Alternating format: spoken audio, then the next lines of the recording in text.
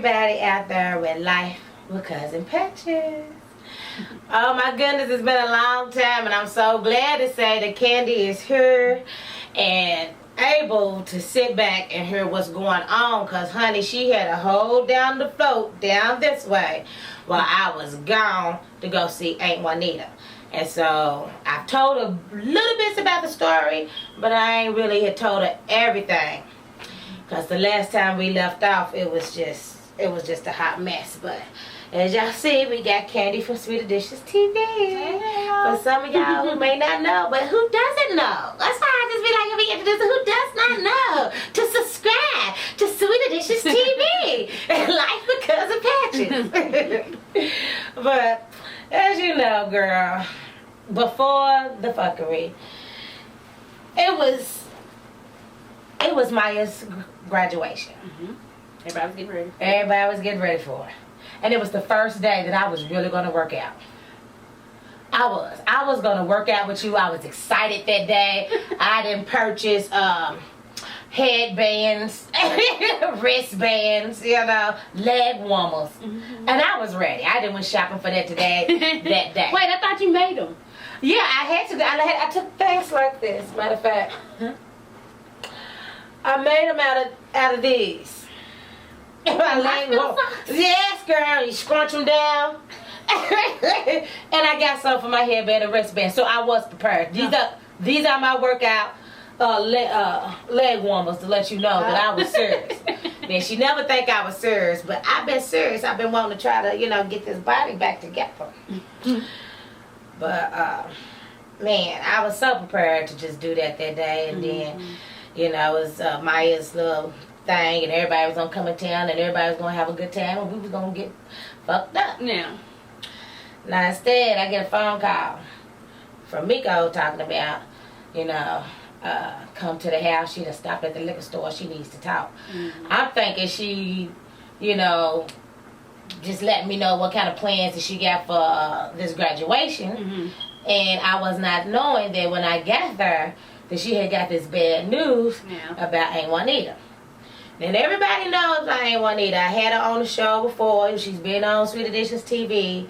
She is the chitlin queen. I had her on with maybe 37 buckets of chitlins and one little kitchen cleaning at one time. She's a chitlin queen, and I love her. I love her to death. And she also is the one who has the most children in the family. And aunties are like second mothers. Mm-hmm. So Aunt Juanita, she's more than just, my auntie. She's my second mother.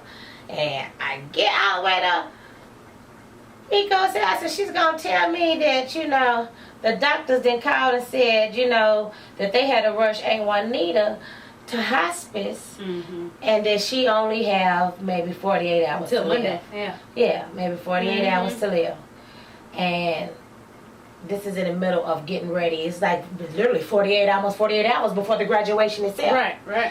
And I was like, Miko's face was like, oh my God. And the kids was just like shocked. And it was just so, it was horrifying. And, it was nothing else for us to do besides drop everything and go see what was going on with Aunt Juanita. So, I was like, alright, cuz now Miko is my Aunt Juanita's child. And she's my sister cousin. And y'all done seen her a couple times. But, that's my sister cousin. And her mama's like my mama too. And I understand she, got kids that she's trying to do a graduation for, and in the middle of everything planned picking up cake, because she was getting cake from you or something. You heard that your mama is getting ready to pass. Yeah. I said, oh no. Why did I, within like an hour and 45 minutes, not even that long, I done scooped up a ticket to Southwest Airlines, me and her. We just scooped up a ticket. I think it was about an hour and a half we was at that airport. Yeah, that night? Yeah. When I picked me up? Yeah, we was at that airport. Man, we was running through that airport and making it to checkpoint. Of course, you know, they had to, stop a girl. They gonna go through my bags and they went to they they stopped me. They let me go. What you had? Strawberry shortcake and and the thing they was looking at. They had tuna salad and they was like looking through it like, is that really food like that? And they had a little canister. I had some crackers, some grapes, and some shake juices. That's what I had in there. And because like you got all that food, I said, yeah, we gonna eat. She said the ride ain't done but 45 minutes. I was like, you never know what can happen. We gonna eat. So they let me through and see that I just had all this food though. But girl, Miko and her, we were just sitting there on the airplane like, I hope this ain't the end. Yeah. So poor Miko, she just started ordering up liquor. Oh. I'm thinking to myself, are they billing us? Yeah. You know they are. Yeah, goodness gracious. The alcohol you have to pay on the damn plane, child. Girl, we drunk about 3 of them. We had like 3, 4 of them. We was throwing them back. I don't even remember. I don't even know how. I thought it was included in the airfare at one point. We wasn't even exchanging no kind of money and none of that. You know what I'm saying? I know when I bought my ticket, I just bought my ticket. I didn't know. Then I was ordering all the drinks, girl, but me and Miko got lit. And I'm sitting here flying through the air, and I look at Miko, and I'm like, look, I don't give a damn what they say. This is not getting ready to happen today. Mm-hmm. This is not what's going on. It's your baby's graduation. We're going to go down here. We're going to see what's wrong with Aunt Juanita. Mm-hmm. And you're going to come down here and put on his graduation. Mm-hmm. This is not getting ready to happen today. So, we right then and there, we just looked at each other and just kind of like agreed, like, this is not getting ready to happen. And I know it's crazy for me to say that this ain't getting ready to happen, but I kind of believe that sometimes you can change things. You can really change things through a whole lot of prayer and strength and belief. You can change things. Man, we get up there to the hospital, y'all.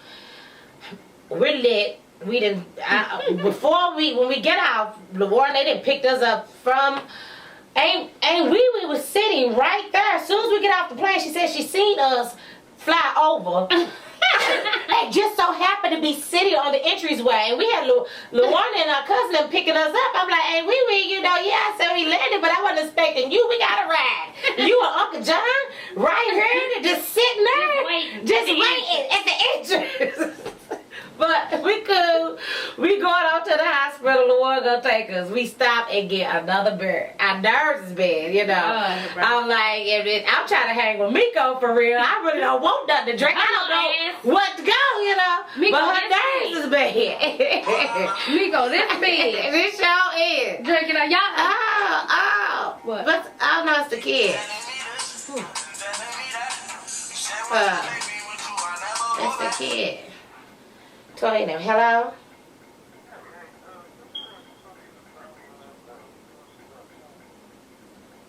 I'm in the middle of making a video. Where's she at? She ain't downstairs? Oh, she's in her room? Yeah, I'm in the middle of making a video. Okay. Alright, bye. Okay, I'll let her know. Okay, bye. Where you at? Who was that?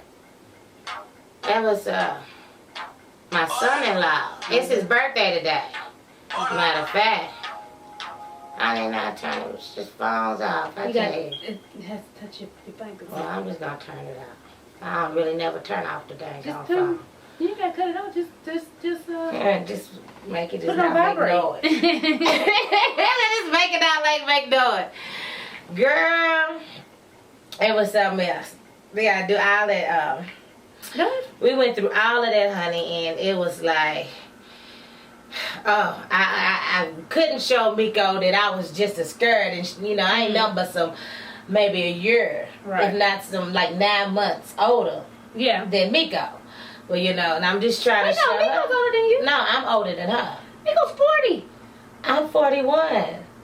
Oh. How you gonna tell me who's older than me? She's been my little cousin in. You know what I'm saying? Shoot. But you know, her nerves is bad, and I know she was trying to get her mind right to deal with whatever she's dealing with. So she had to have a drink. She had an everyday drinker, but during a situation like this, during an emotional roller coaster, we're gonna take a few to the head before we get there, because we don't know what the hell we get ready to come up to. So, you know, we trying to get level-headed, and I'm trying to be like, okay, because I'm hanging there, yeah, come on, we'll stop and get another drink or whatever, and we got cups or whatever, and, you know, because we didn't know what we was facing. And when we got there, girl, you know, Tawano, she was there with her little grandbaby, which is, you know, Miko's sister, who's also my sister cousin, and we all around the same age, you know, and her eyes are swollen, and then, you know, my twin Carlos, my other cousin Carlos, he was in there just, you know, he met me in the hallway. His eyes are swollen. And then Andre came, and he's like, cuz, man, they saying it's over. And I went on in the room because I was like, not today, y'all. We ain't doing this today. We not doing this today. And I walked in there, and I seen Aunt Juanita, and honey, she was laying there lifeless. She was dry heaving, just gasping for her. Yeah. And me and Miko, you know, went over and looked at her and lifted her eyelids, and they had literally milked over. Kind of like what fishes look like when they pass their eyes, had milked over.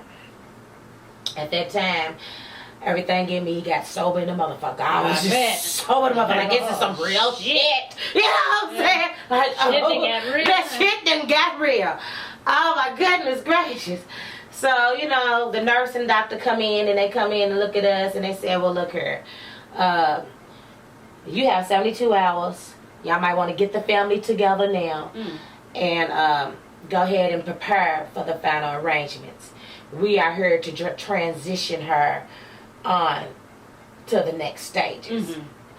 And I was like, well, no, I just talked to her on the phone a couple days ago. Yeah. Like, hold on. I just talked to her on the phone a couple days ago. I said, Doc, they don't sound right. Something is not right. What has she been taking? What has she been doing? He was like, we've been giving her some morphine. I'm like, oh, you know, she can't have morphine. You know what I'm saying? You know, she can't have this. No, that's just to help her relax and help her pass on. So I'm sitting here letting the doctor continue on the talk, and you know, he was like, so prepare yourself. I said, well, sir, one thing I do know, I know a little bit about our family history. I said, and we're allergic to any form of morphine. I know that she is too. I said, so she shouldn't have been having none of that to begin with. Honey, he was like, yeah, but that's to help her with ease her pain. But she wasn't in no pain. She just couldn't breathe. She was dry heaving. And she was so dry that I was like, well, can we give her a little water and give her something? And the nurses was like, no, if you do that, you know, it'll make it seem like you throwing water in their face. I said, girl, I'm giving her a drop of water because she's thirsty and her mouth is dry. I'm not throwing water in her face. The doctor said, you know, hold on, Miss Wells, this and other. And he was like, you know, I'm experienced in this. And I don't want to, you know, deter you for whatever you believe in. He was like, but she is getting ready to pass, and she's getting ready to go on. And I said, I'm going to tell you something. I believe in a higher power. And this is not her time. I said, matter of fact, it's Maya's graduation time. This is not the day. This is not what's getting ready to go on. I said, so in the next 72 hours, I'll be seeing you. And she will be up. And she will be ready to be getting ready to get checked out of here. He said, well, you hold on to that faith. And walked out the door. I was like, well, all righty then. Right. Meanwhile, I'm like, can I get a cup of, give me a cup of ice water and some of them little sponges? Because I'm going to give her some water. The nurse was like, no, she doesn't need any water. And I say, I don't even know when was the last time she ate. She was like, they can go 14 days and 14 nights with no food or water. So she's sitting here like, oh, Lord. Nothing. No oxygen coming to her face. They ain't giving her ain't no use to giving her no oxygen. Her lungs ain't strong enough to breathe. Mouth dry, skin dry, and you telling me that she could just lay there? Your mama could lay there? Girl, and all my family sitting behind us. It's about 9-10 of us. They sitting on, it's a nice size big room because we was in hospice, sitting behind her. I looked at her, I said, so you'll let your mama be thirsty and hungry for 14 days? And I snatched my wig off my motherfucking head and I slung it to the side. I said, I don't need nothing else from you. You are dismissed for the rest of the day. Thank you.